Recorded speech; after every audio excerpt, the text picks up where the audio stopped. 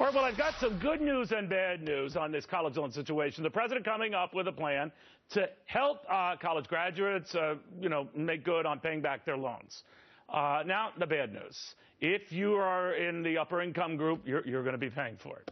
But then again, you're paying for a lot already, aren't you? Welcome, everybody. I'm Neil Cavuto. And is it me, or is it every single time they have a big program plan, the cost of it is dumped on rich in this latest scheme to help bail out a lot of beleaguered, students?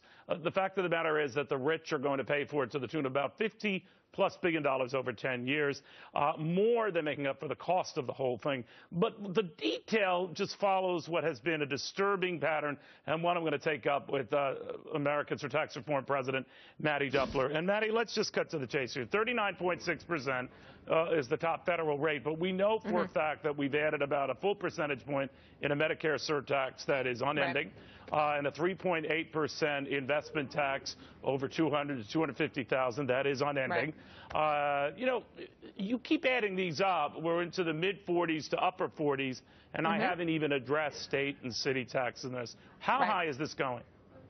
Well, the issue here, besides all of the taxes that have already been passed into law on higher income earners, is who these higher income earners are. These are the job creators in the United States of America. And right now, the president is talking about trying to ease the burden on students who are going to college, who are coming out of college having a hard time finding work. They can't find work because the president keeps taxing the employers out of the system. They can't provide employment for any of these kids coming out of college. Well, they say so to look at the latest. Well, they always are. Look at the latest employment news where we've made up all the jobs lost to the recession. So if this is harming things, look at the market racing to new highs. And also, Mattie's argument falls on deaf ears. You say what?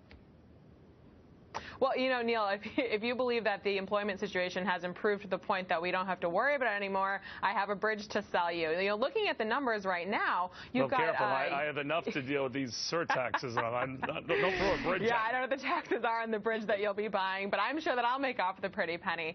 But, look at the unemployment rate for youth right now. It's double that of what's happening just for the national average. This is a huge problem, right?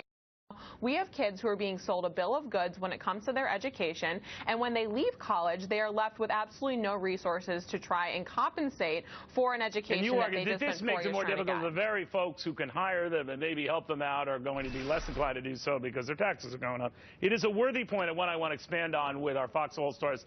Rick, please tax me more. Unger, Ashley Fatt, and Todd Schoenberger. So, Rick, you were like, harumphing during that discussion. Why? I'm trying to understand this premise of how it's going to cost rich people more if we lower interest rates on student loans. The federal government... But you're going to be taxed for it. Now, I'm already being taxed. I know you are. You're going to pay more taxes to see if this works. I don't know that that's true. Right now, the federal government's... Wait. Right now, the federal government's making a $50 billion a year profit on student loans. Is that really necessary? Can we not cut a small break to these kids? Is it really necessary to put this experiment to turn it around on the backs of the rich, hoping that it will? No, because it's another bad bet. Because here's the thing. There's no guarantee that, one, they're going to graduate. Number two, they're going to be able to find a job. Mattie talked about the jobs that are being created, but they're the low-income variety jobs, and I think we can all agree on that. That's true. So if you have these excess student loans, if you have these high-interest rate student loans, how are you going to pay for it anyway? Well, that's what we have now is high-interest student loans. The proposals I want to leave the particulars over this very program and just see what has been the steady, sort of inexorable hike in taxes on the rich to pay for anything and everything, whether it calls for supporting and paying for the health care law or all the other related taxes that have been going up in the interim. It is a lie to say it ends at 39.6%. It's a lie to say it's going to end right now at around 45%. I just think higher and higher she goes.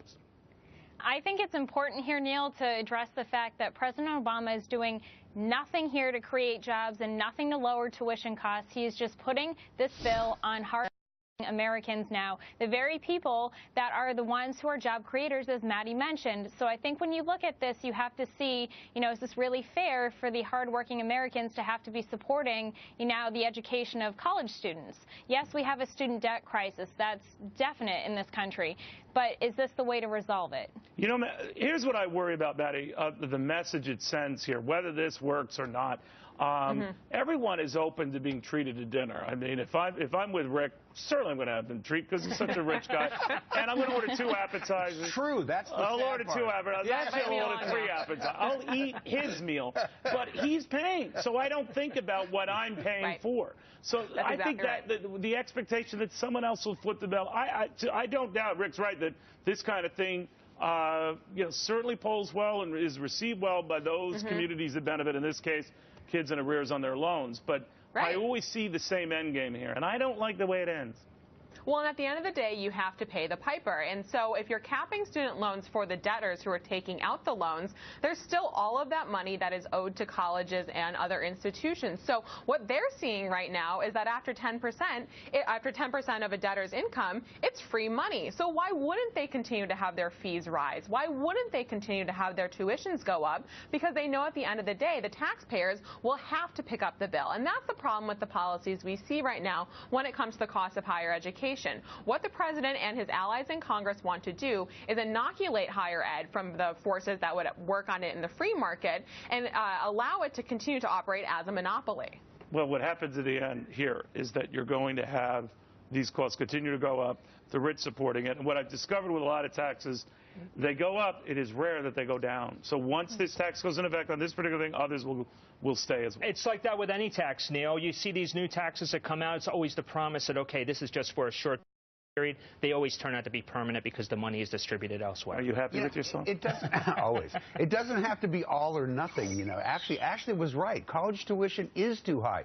Who says you can't take measures to bring down tuition, which I agree is a ripoff? But you're perfectly happy paying more to support a program. Lower percentages of interest on people who need that help. And you paying for that in the interim. Yeah, because you know what? It's going to come back to me when they become consumers. This is the wussification of America.